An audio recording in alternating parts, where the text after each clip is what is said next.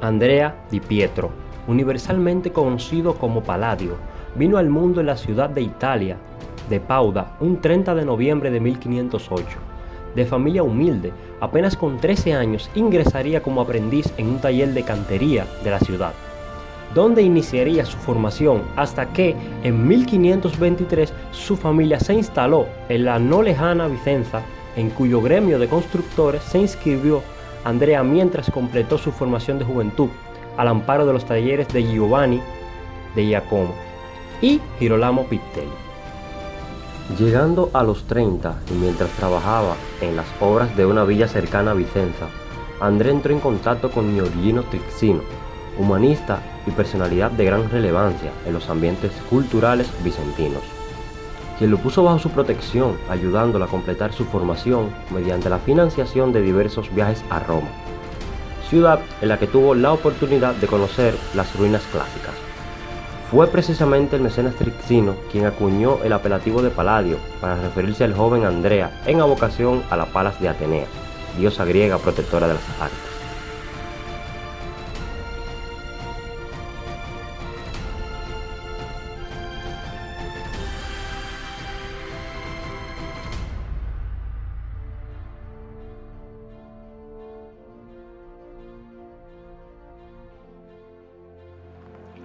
Principales obras de Andrea Palladio. Las villas palladianas son un conjunto de construcciones suburbanas ubicadas en todo el ámbito geográfico del Veneto italiano que fueron proyectadas en el siglo XVI por Andrea Palladio. Se distinguen de otro tipo de villas, como puede ser las romanas o florentinas, en que mientras que éstas fueron concebidas exclusivamente para el recreo y descanso de sus propietarios, las que nos ocupan, además de finalidad recreativa, funcionaban como pequeños centros de producción agrícola. Una de las primeras villas confirmadas como una obra de Palladio es la llamada Villa de Godi, proyectada al amparo de su primer mecenas Giorgino Trixino, en la localidad de Lonedo, cerca de Vicenza. Mencionada por él mismo en su tratado, supuso uno de sus primeros ensayos en los que el arquitecto trató de compaginar y hacer convivir sus teorías clásicas con la contradicción constructiva de la zona. También en las cercanías de Vicenza, Palladio proyectó la villa Chierincati, encargada por un notable nombre de Giovanni, a quien al mismo tiempo el universal Andrea diseñó también los planos de un palacio urbano en la propia ciudad de Vicenza. En la villa Chierincati, planteada hacia 1550, se observa un depurado perfeccionamiento del lenguaje clásico, en el cual el pórtico de acceso al pabellón principal imita inequívocamente la estructura de los pranaos de los templos de la Grecia clásica. Andrea posee más de 50 obras, pero una de las más importantes fue la obra póstuma, el Teatro Olímpico.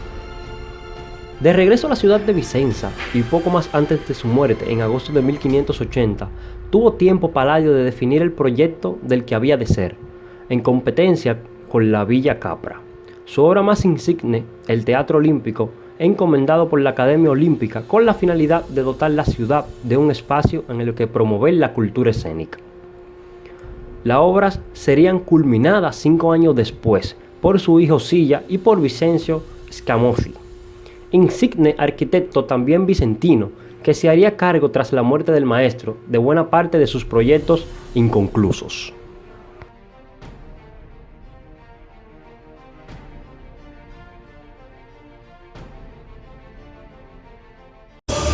No ha existido nadie como él. Fue el hombre más destacado de su tiempo. Una brillante estrella del Renacimiento italiano, cuyas pinturas, inventos, descubrimientos científicos y proyectos de ingeniería aún siguen asombrándonos. Sabemos muy poco de él. Siempre le persiguió la controversia, entonces y ahora. Es un hombre sobre el que cualquiera puede inventarse una buena historia. Ahora se ha convertido en el protagonista de un bestseller internacional, donde se le presenta como el guardián del secreto más controvertido de la historia. ¿Dónde termina la verdad sobre él y comienza la ficción? Seguidamente, la vida de Leonardo da Vinci en biografía. Leonardo da Vinci, nacido el 15 de abril de 1452. Fue un polímata florentino del Renacimiento italiano. Fue a la vez pintor, anatomista, arquitecto, paleontólogo, artista, entre otros. Murió acompañado de Francesco Melzi, a quien legó sus proyectos, diseños y pinturas. Leonardo da Vinci, el gran artista del Renacimiento. Aparte de sus obras pictóricas, tan exquisita como escasa, hubo un Leonardo dedicado a la observación rigurosa, el experimento y la formulación exacta de principios generales a partir de la experiencia empírica. En los miles de páginas de sus cuadernos de notas, que solo han empezado a ser estudiados a fondo de las últimas décadas, encontramos anticipaciones de muchos desarrollos posteriores de la ciencia moderna. Sus contemporáneos sabían que Leonardo dedicaba buena parte de su tiempo al estudio de la filosofía natural, que es como se llamaba la ciencia en aquel entonces, y asimismo tenemos constancia de que Leonardo planeaba publicar numerosos tratados científicos como los materiales recogidos en sus cuadernos, pero pese a su enorme dedicación, nunca consiguió llevar a un buen término este propósito. Obras más importantes de Leonardo da Vinci. También conocido como la Gioconda, la Mona Lisa es un óleo sobre madera pintado por Leonardo entre 1503 y 1506. La pintura es un retrato de Mona Lisa, la joven esposa de Francesco Giocondo. Según el testimonio de Giorgio Vasari, en 1511 y 1574, pintor, arquitecto, biógrafo de varios artistas del Renacimiento italiano. La obra fue adquirida por Francisco I, rey de Francia desde 1515 hasta 1547. En 1911 la pintura fue robada y se recuperó 2 años después en 1903.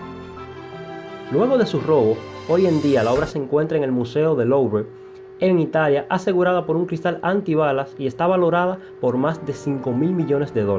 Dato curioso. Sobre esta obra hay incontables teorías y especulaciones, pero su verdadera maravilla no está tanto en la llamada sonrisa enigmática, sino en la técnica utilizada. En la representación se introduce la perspectiva atmosférica que tanto influirá en el barroco y en el Velázquez. En este retrato, Leonardo colocó la figura en primer plano, pintándola con nitidez, mientras que el paisaje es suavemente difuminado. Esto ayuda a construir una sensación de distancia respecto al paisaje, pero de cercanía respecto a la figura femenina retratada. Así, la mirada se pierde en el horizonte. Se trata de una perfecta utilización de las técnicas del zumato y la perspectiva atmosférica.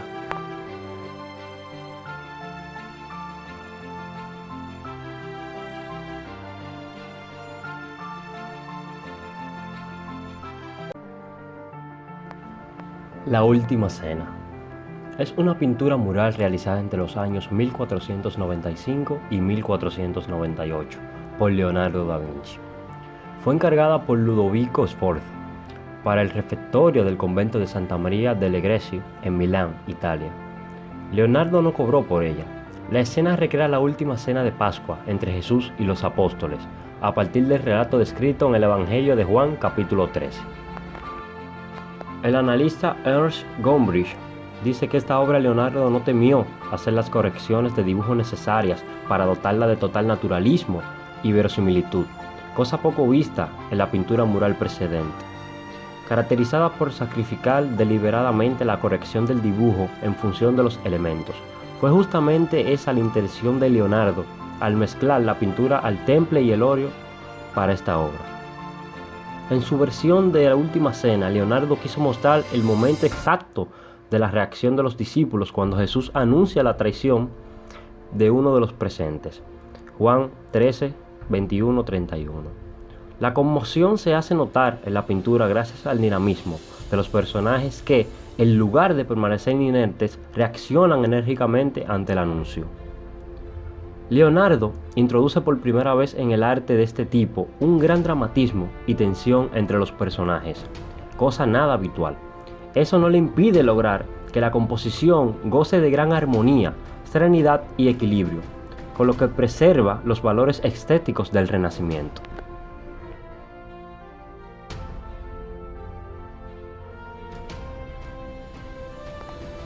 En los cuadernos de Leonardo da Vinci se identifican los personajes, que aparecen agrupados en tríos a excepción de Jesús.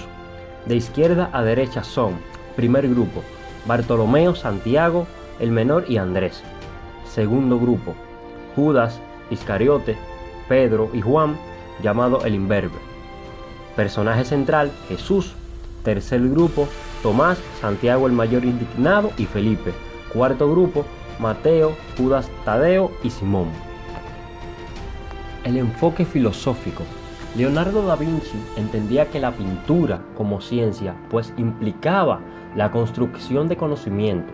Filosofía, geometría, anatomía y más eran disciplinas que Leonardo aplicaba en la pintura.